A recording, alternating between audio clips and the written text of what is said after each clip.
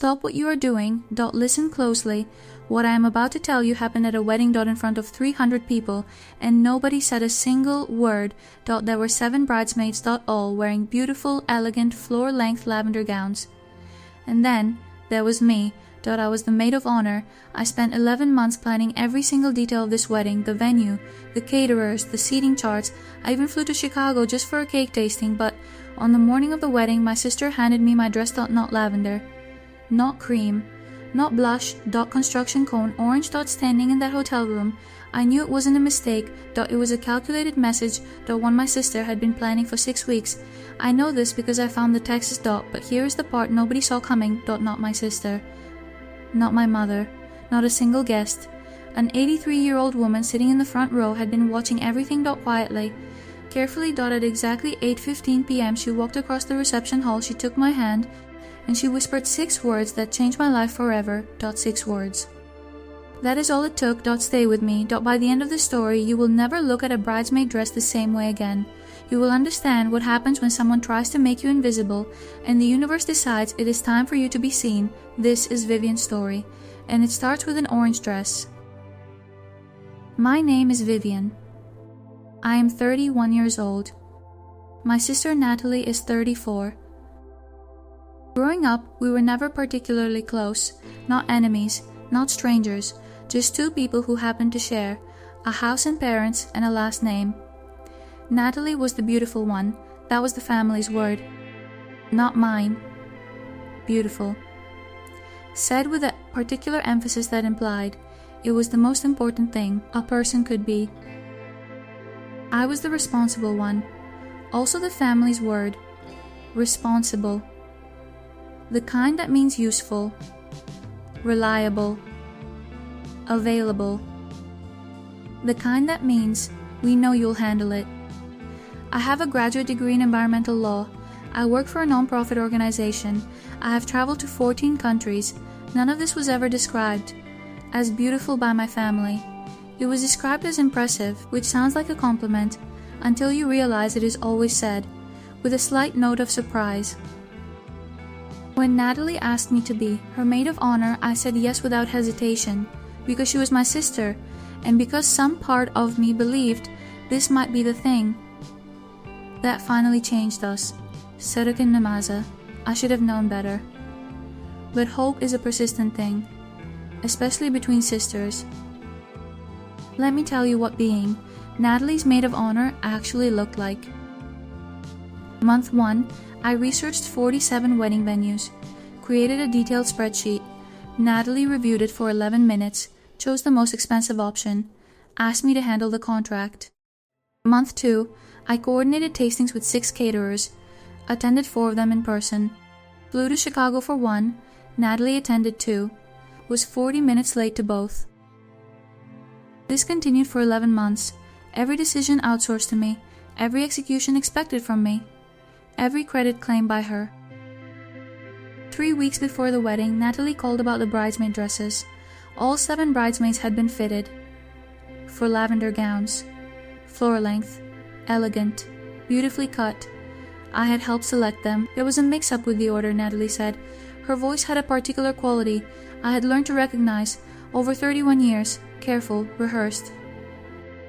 She sent me a photograph. The dress was orange, not a warm amber orange, construction cone orange, with a neckline that sat 3 inches higher, a silhouette cut completely differently, a shade that clashed violently with my complexion. It was the only one left in your size, she said. I'm so sorry, there's nothing we can do at this point. My first instinct was to believe her, because she was my sister. I said it was fine. I hung up. And I cried in my car for 20 minutes. Then I drove to the bridal boutique, and I asked the woman at the counter about the order. She pulled up the file. There had been no mix-up. The orange dress had been ordered, specifically, in my size, 6 weeks earlier, by Natalie. I sat in that parking lot for a long time. Then I made a decision. I would wear the dress. I would walk down the aisle. I would stand beside my sister on her wedding day. and I would watch, because sometimes the most powerful thing you can do is let people show you exactly who they are, and then remember it. The wedding was held at a vineyard in Sonoma Valley.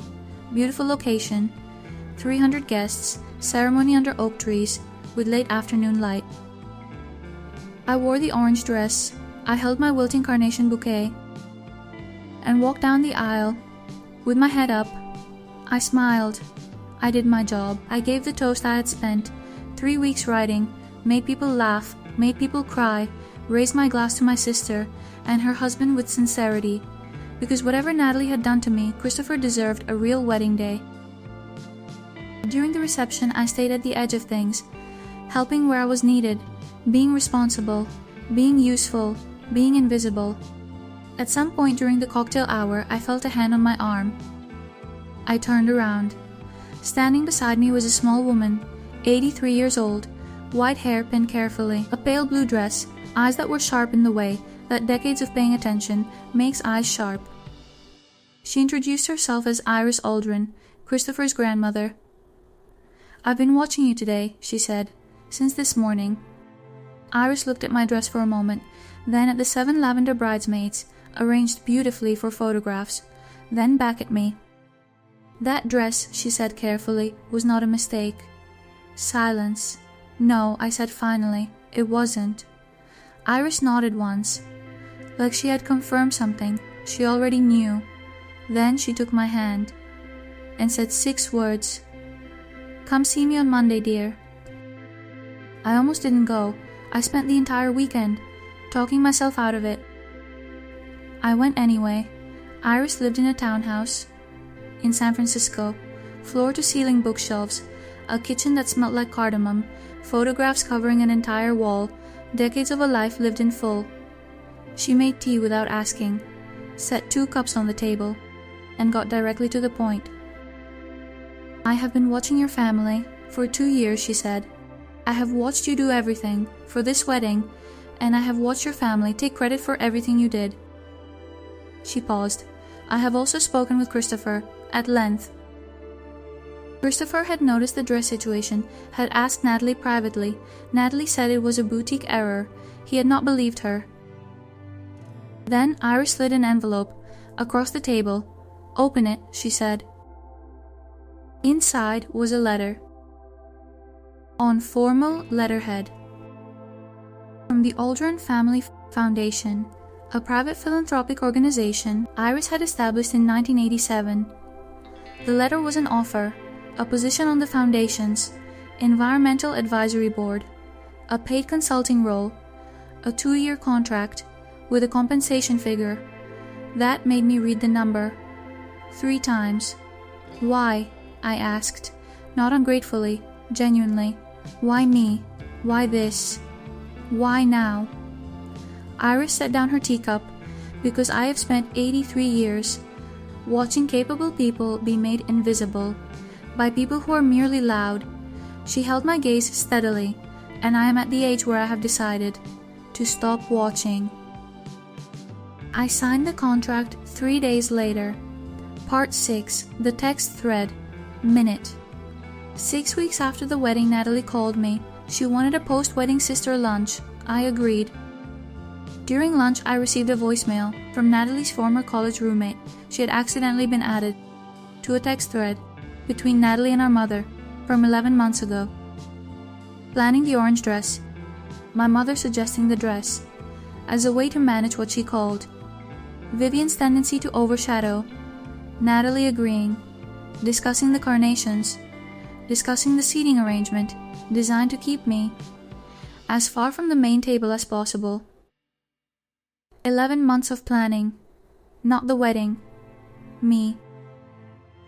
I walked back to the table, sat down, picked up my fork, and finished my lunch. I did not say a single word, because I had already signed the contract, and some answers are better given with your life than with your words. Before we close today, there is only one real lesson in Vivian's story, and it has nothing to do with weddings, nothing to do with money, nothing to do with family politics, and not even the orange dress itself. The lesson is this: The people who try hardest to make you feel invisible are often standing directly in front of the people who are finally about to see your value. Natalie believed humiliation would shrink Vivian. She believed embarrassment would keep her quiet, keep her forgettable, keep her exactly where the family expected her to stay. Small, grateful, easy to overlook. But life has a strange way of working, because the very moment meant to humiliate Vivian became the moment that changed everything. If Natalie had chosen another dress, Iris may never have noticed her. If Vivian had refused to attend the wedding, their paths may never have crossed. If Vivian had exploded emotionally, she might have looked exactly the way Natalie wanted her to look, broken, unstable, defeated. But instead, Vivian stayed composed. She carried herself with dignity, and the one person in that entire room who truly mattered saw everything. Not just the dress, not just the cruelty, but Vivian herself. Her intelligence, her restraint, her grace under pressure, her quiet strength. And that is what changed her life. Not revenge, not confrontation, recognition. Years later, Vivian would say something that shocked everyone who heard it. She said, "The orange dress was the best thing that ever happened to me.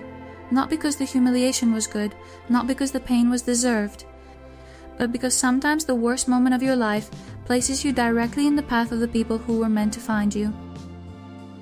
Today, Vivian is happy, truly happy, not the kind of happiness people perform online. Real happiness, the peaceful kind, the kind that comes when you stop chasing acceptance from people determined not to give it. She no longer attends family dinners trying to earn approval. She no longer shrinks herself to protect other people's egos. She no longer questions her worth every time someone treats her poorly. Because now she understands something she didn't understand that night at the wedding. Being underestimated can become an advantage. People reveal themselves completely when they think you are powerless. And sometimes, while they are busy trying to make you feel smaller, someone else is quietly realizing how extraordinary you are. So if life has handed you an orange dress recently, wear it anyway. Walk into the room anyway. Hold your head up anyway. Because you never know who is watching. You never know which moment will quietly change your future. And you never know when the thing meant to embarrass you will become the beginning of the best chapter of your life. Leave a comment below. Have you ever experienced your own orange dress moment? And did it eventually lead you somewhere better? Share this with someone who needs to hear it today. And subscribe to The Quiet Verdict for more stories about quiet strength, hidden justice, and the moments that change everything when nobody expects them. Take care of yourself, and never let anyone make you believe you are invisible. This was The Quiet Verdict. A few months after the wedding, Vivian received a handwritten letter. It was from Iris, the woman who had noticed the orange dress. The letter said, "You handled yourself with more dignity that night than most people manage in a lifetime, and at the bottom, if you are ever ready for a different life, call me." A week later, Vivian did. That phone call changed everything.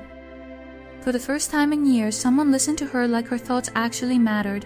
Not as someone's daughter, not as the responsible one, but as Vivian. A few months later, she moved to Boston to work with Iris. New city, new people, new life. And slowly, Vivian became someone who no longer apologized for taking up space. Years later, while cleaning her apartment, she found the orange dress folded inside an old box. She stared at it for a long moment, then smiled.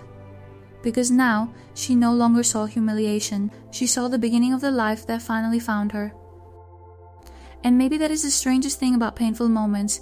Sometimes the thing meant to break you quietly becomes the thing that saves you.